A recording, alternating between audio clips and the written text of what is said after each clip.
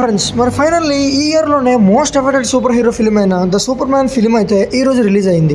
ఈ project announce చేసినప్పుడు James gun గారి మీద చాలా క్రిటిసిజం అయితే వచ్చింది. కొంతమంది ఏంటంటే ఆ సూపర్ మ్యాన్ ట్రైలర్ కానీ టీజర్ కానీ చూసి 13-year-old 14-year-old కి సరిపోయేటట్టు ఉంది అని చెప్పి క్రిటిసైజ్ చేశారు. ఫిల్మ్ అయితే ఫైనల్ గా ఈ రోజు అయితే రిలీజ్ అయిపోయింది. మరి థియేటర్ లో నార్మల్ ఆడియన్స్ కి, మూవీ లవర్స్ కి ఏ లెవెల్ ఎక్స్పీరియన్స్ దో మనం ఈ రివ్యూలో మాట్లాడుకుందాం.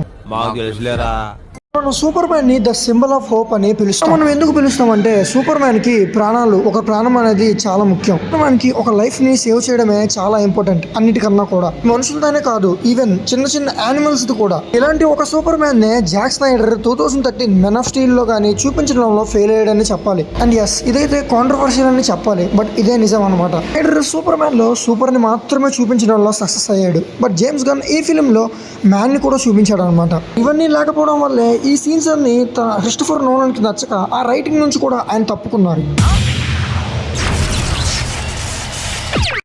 ఎస్, క్రిస్టోఫర్ నోలన్ గారికి మ్యాన్ ఆఫ్ స్టీల్ లో ఆ ఫైనల్ యాక్ట్, ఆ డార్క్, ఆ మనుషులు చనిపోవడం అనేది నచ్చలేదు. ఎందుకంటే నేను ఫస్ట్ లో చెప్పాను కదా, సూపర్ మ్యాన్ కి లైఫ్ సేవ్ చేయడం కన్నా ఏది ఇంపార్టెంట్ కాదనమాట. అందుకే అతన్ని సింబల్ ఆఫ్ హోప్ అంటారు. ఈవెన్ మనందరికి తెలిసిన ఫస్ట్ సూపర్ హీరో కూడా సూపర్ మ్యాన్ అయి ఉంటాడు. ఫిల్మ్ లో ప్లస్ పాయింట్స్ విషయానికి వచ్చేస్తే, మీకు కానీ ఫిల్మ్ దగ్గరలో 3D గా అవైలబుల్ గా ఉంటే 3D నే ట్రై చేయండి. ఎందుకంటే 3D లో ఆ ఫైట్ సీక్వెన్సెస్, ఆ యాక్షన్ సీక్వెన్సెస్ అనేవి చాలా బాగా కనిపించాయి. మంచి పెద్ద స్క్రీన్ కాకపోయినా ఒక 3D స్క్రీన్ లో అయితే చూడడానికి ట్రై చేయండి. ఒరిజినల్ వర్షన్ చూడడానికి అయితే ట్రై చేయండి. డబ్బింగ్ లోనే నేనైతే చూశాను, మాకు అవైలబిలిటీ లేకపోవడం వల్ల. డబ్బింగ్ కూడా బాగానే ఉంది, బట్ నేను మీకు ఎప్పుడు చెప్తుంటాను కదా, ఒరిజినల్ వర్షన్ చూస్తేనే ఆ మజా అనేది వస్తుంది అనమాట. సోషల్ మీడియాలో అయితే చాలా మంది అంటారు నాస్టాల్జియా మర్చెంట్స్ అనమాట వాళ్ళు. ఇలాంటి వాళ్ళు అయితే సోషల్ మీడియాలో ఒక గ్రూపే ఉంటారు. Old super man, henry Cavill తప్ప ఎవరిని సూపర్ మ్యాన్ గా చూడలేము, సూపర్ మ్యాన్ గా ఊహించుకోలేము, ఏంటిది చిన్నపిల్లల సినిమాలో ఉంది అని చెప్పి అందరూ అంటారు అనమాట. మరి మీరైతే అలాంటి వాళ్ళని ఎవరిని పట్టించుకోకండి. సూపర్ మ్యాన్ ని అనౌన్స్ చేసిన దగ్గర నుంచి కూడా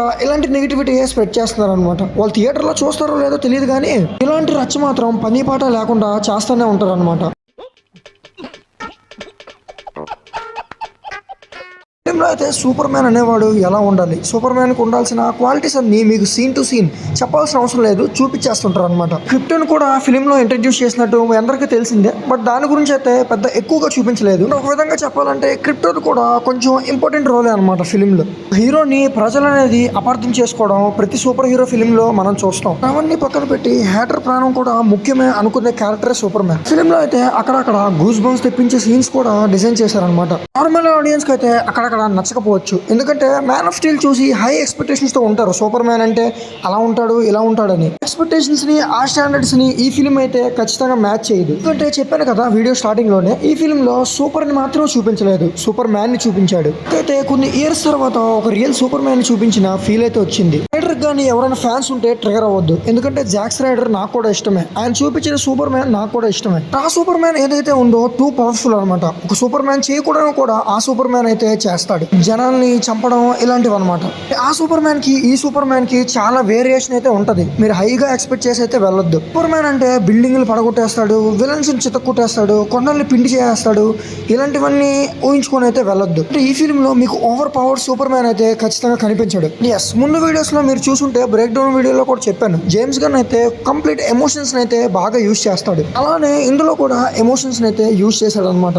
అండ్ ఈవెన్ కొన్ని సీన్స్ లో అయితే అవి ఆ ఎమోషన్స్ వల్ల గూస్ బంప్స్ వస్తాయి, అవి బాగా వర్కౌట్ కూడా అయ్యాయి. థియేటర్ ఎక్స్పీరియన్స్ విషయానికి వస్తే థియేటర్ ఎక్స్పీరియన్స్ కూడా అదిరిపోయింది అనమాట. 3D లో ఎక్స్పీరియన్స్ చేయండి మీకు అవైలబుల్ ఉంటే, లేదంటే మీరు 2D లో కూడా ఫిల్మ్ అయితే చూడొచ్చు. మాక్సిమం ఇంగ్లీష్ వర్షన్ ని చూడడానికి ట్రై చేయండి. ఫిల్మ్ లో ఉన్న ఒక్క మైనస్ అంటే నాకు అనిపించింది అనమాట, క్లార్క్ కెంట్ కి అయితే తక్కువ స్క్రీన్ టైం అయితే ఇచ్చారు. క్లార్క్ కెంట్ పర్సనల్ లైఫ్ ని చాలా తక్కువగా చూపించారు అనమాట.